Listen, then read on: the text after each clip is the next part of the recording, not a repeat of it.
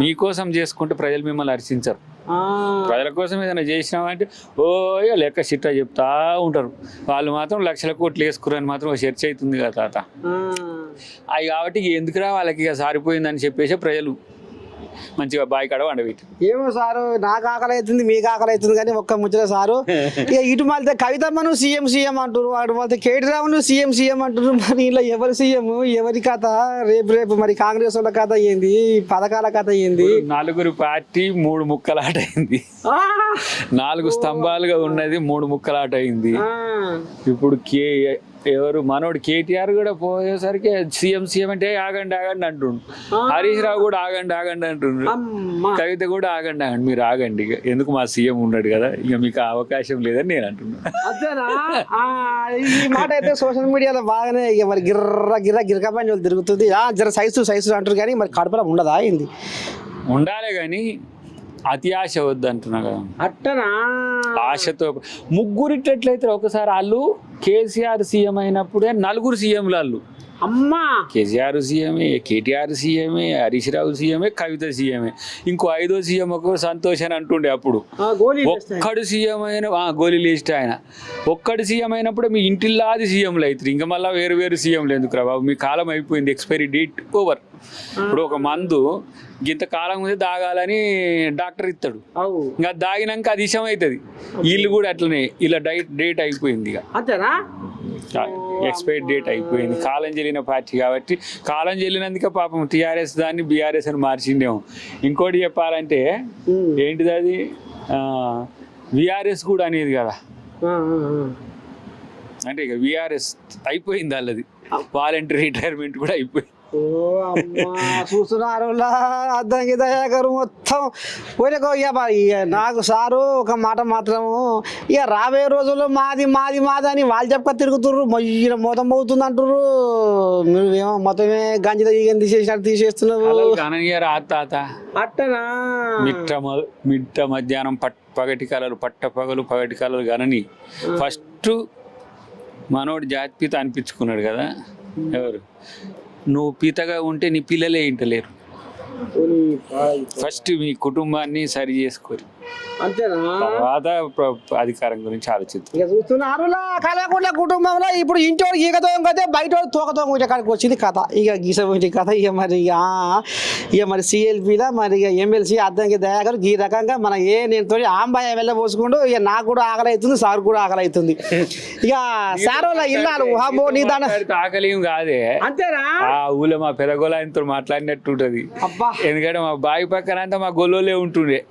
వాళ్ళ సల దాగి వాళ్ళకి బువ్వ తిని వాళ్ళే అంతా మేము మంచి సంతోషంతో ఉంటుంటివి. ఎందుకంటే మా పెదగోళ్ళు ఆయన ముచ్చట చెప్తే ఇనబుద్ధి అయిద్ది అన్నట్టే నువ్వు చెప్తే కూడా అట్లా ఉంది కాబట్టి ఆకలి పోయింది నువ్వు చేయబట్టి. అమ్మని సాయిరంగా సారు శతార్థి నమస్తే, మంచిది. ఇక ఇది మొత్తానికైతే సిఎల్పిలో మన ఎమ్మెల్సీ అద్దంకి దయాకర్ సార్ ఈ రకంగా మరి ఇక నేను ఆంబాయ వెళ్ళబోసుకుంటూ అన్నట్టు మర్చిపోయినా.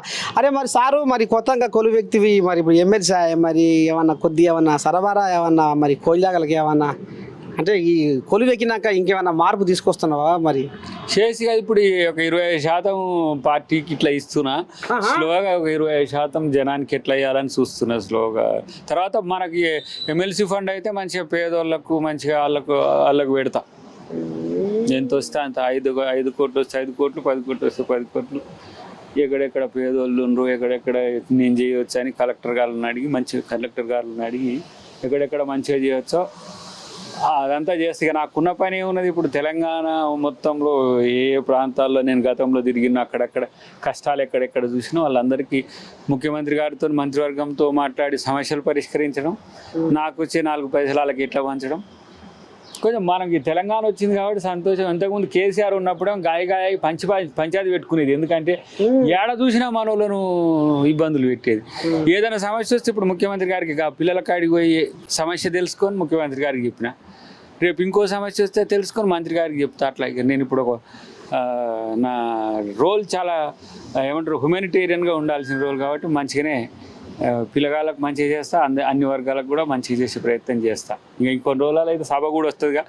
ఇప్పుడు మన లాంటి వాళ్ళ సమస్యలు ఇస్తే దాంట్లో వీళ్ళు మా సెక్రటరియట్ వాళ్ళు ఉంటారు, దాంట్లో నుంచి ఒక ప్రశ్న లాంటిది చైర్మన్ గారికి వేస్తే అది పరిష్కారం కూడా అవుతుంది. ఇక గిది మొత్తానికి బీసీ బిల్లు రాగంలో మర్మం చెప్పిండు. కాంగ్రెస్ పాదయాత్రలో ఇడమరిచిండు. ఇక మళ్ళీ పోతే అదేందో కల్వకుంట్ల కటమ్మ కల్వకుంట్ల కుటుంబ కథను ఇప్పి చెప్పిండు. ఇక మరి ఈ కథ నడిపిస్తుంది పెద్ద మనిషి. మళ్ళీ ఒకనాడు పోతా అన్నట్టు ఇక ఒకనాడు ఇంటికే పోయి కుద్దే పోయి ఆ ఇంటికాడ పోయి పోది నిమ్మలంగా ఇంకా రామసక్కని ముచ్చట పట్టుకొస్తా. మరి అంతవరకు మీరు ఏం చేయాలో చూస్తూనే ఉండాలి. మన నేను కెమెరామెన్ మోహన్తో మీ నర్సయ్య తాత సిఎల్పి ఆఫీస్. తగ్గలే మీ నర్సయ్య తాతతో రప్ప రప్ప రప్ప. ఇక ఏం లేదు కానీ ఇక మరి సిఎల్పిలో అడుగు పెడితే వామని దండం పెడితే కడుపులో పేగులు గుర్రా గుర్రా అంటున్నాయి. ఇక వెళ్తాడేమో ఏడుకొండలు నాకు ఎదురు చూసినట్టే ఉంది కథ. కానీ మరి సారు చదవకుండా మరి పొద్దుగా లేచి ఎప్పుడు బయలుదేరిండో కానీ ఇక చూడు మనిషి ముఖం చూడు ఎంత నిగనిగ ఉందో.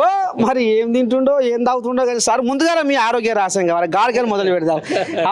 ఎందుకంటే చాలా మంది అనుకుంటారు అద్దంకి దయాకర్ సార్ ఏంది కావచ్చు ఇప్పుడు ఉపాసం ఉన్న మాట మాత్రం కంచుకోట అంటారు.